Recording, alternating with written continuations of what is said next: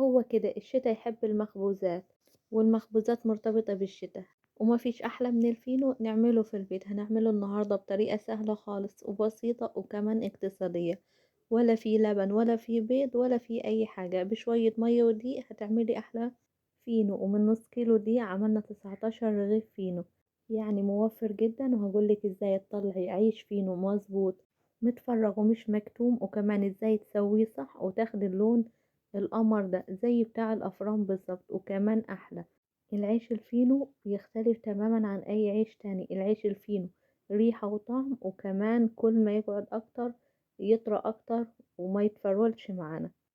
فياريت نتابع الفيديو للآخر علشان بالفعل فيديو مهم خالص وهتستفادوا منه كتير.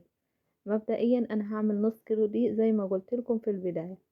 جبت تلت كوباية مية، وحطيت عليهم معلقة خميرة فورية ومعلقتين من السكر وأربع معالق من الدقيق، وقلبتهم تقليبة حلوة وسبتهم لمدة 10 دقايق علشان أتأكد إنه الخميرة كويسة وتبدأ تتفاعل معايا. وأول ما على طول تتفاعل معايا الخميرة هبدأ في العجن على طول. طبعا هنا جبت نص كيلو دقيق، وعليه كمان معلقتين من السكر ورشة ملح ونص معلقة بيكنج باودر، وبقلب كل المواد الجافة مع بعض. وبعد كده بنزل بالخميرة بتاعت اللي احنا خمرناها وسبناها 10 دقايق. وكمان هستخدم ربع كوباية زيت. طبعا هستخدم كوباية الشاي الجزاز الموجودة في كل بيت، هعاير بيها ربع كوباية زيت على نص كيلو دقيق. هنا بنزل كل الخميرة وكمان الباقي انا هضيف عليه شوية مية، وهبدأ اعجن بيهم كمان مرة علشان اخد كل كمية الخميرة اللي في الكوباية. وهنا خلاص نزلت بربع كوباية زيت، وهبدأ اعجن واضيف المية شوية بشوية. طبعا هعجن كتير خالص، يعني لمدة حوالي 5 دقايق 7 دقايق. عايزة عجينة كده يكون فيها عرق. طبعا عشان نحصل على العرق عايزين عجن كتير، وكمان نوعية الدقيق تكون نوعية كويسة، يعني نوع الدقيق اللي احنا نستخدمه نكون عارفينه ومتعودين على طول بنخبز بيه وبيطلع معانا حلو.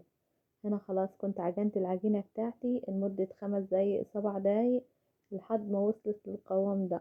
يا دوب هي بتلسق خفيف خالص يعني، بس علشان كمية الزيت اللي فيها هتلاقوا ايد نظيفة، يعني مش باين فيها التلسيق خالص.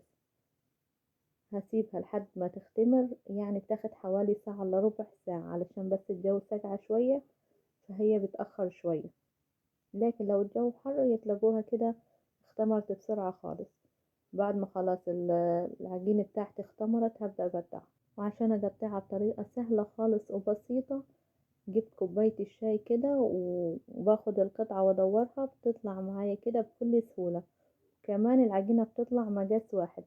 انا عايزة اقولكم العجينة اللي انا عملتها 52 جرام للرغيف، وتقريبا كلهم طلعوا متساويين، يعني ما فيش واحدة اكبر من التانية، يعني حجمها كده متوسط حلو.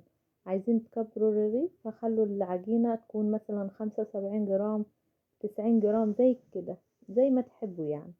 انا حبيت الرغيف بتاعي يكون وسط قد كده الحجم الرغيف اللي احنا بنشتريه من مصر بالظبط.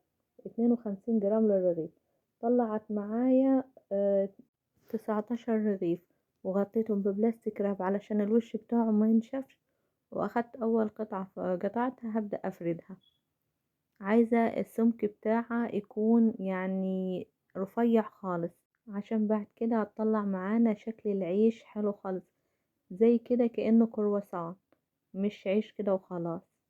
بفرد العجينة بتاعتي على شكل مستطيل، وبلفها واقفل الجزء المفتوح تقفيلة حلوة خالص، وكمان من الأطراف بقفلها تقفيلة حلوة، وارجع كمان افردها وبحطهم على الصينية اللي هتدخل الفرن. وطبعا حاطة في الصينية ورق زبدة ومش مدهون خالص.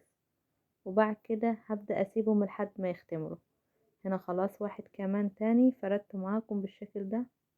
الموضوع سهل خالص وبسيط، ما بياخدش وقت خالص. طلع كمية كبيرة. هنا خلاص برضو غطيتهم ببلاستيك راب وهسيبهم لحد ما يختموا. عشان الجو سقع عندي شوية اخدوا كمان ساعة لحد ما اختمروا. اخدوا ما يقارب من ساعة في الاول وكمان ساعة بعد كده. هنا خلاص العيش بتاعي اختمر، وشغلت الفرن وبخخت المية. هرش مية بما انه وصفتنا اقتصادية، لا فيها لا لبن ولا بيض ولا اي حاجة من الحاجات الغالية دي. فوصفتنا هنكملها اقتصادية للآخر، هنرش بس مية. لكن لو انتوا عاملين العيش فيه زبادي او فيه لبن او فيه بيض، ده يبقى فينو بس مش اقتصادي.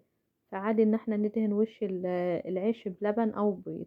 لكن احنا بدأنا الوصفة من البداية لحد ما نخلصها اقتصادية، فاحنا مش هندهن لبن خالص، بس يا دوب رشة مية. طبعا كنت مسخنة الفرن على درجة حرارة اعلى من المتوسط، مش عالية خالص بس هي اعلى من المتوسط.